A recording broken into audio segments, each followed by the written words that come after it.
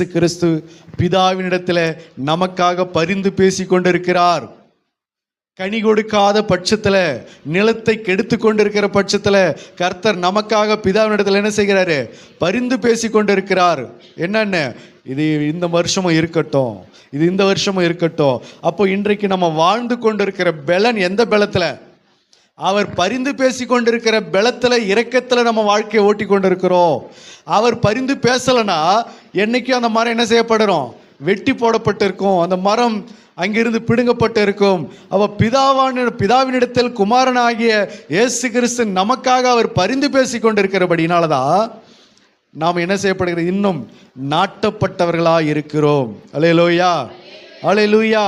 அது மட்டுமல்ல, பரிசுத்த ஆவியானவர் நமக்காக வாக்கு கடங்காத பெருமூச்சுகளோடு அவர் வேண்டுதல் செய்கிற ஆவியானவராக இருக்கிறார்.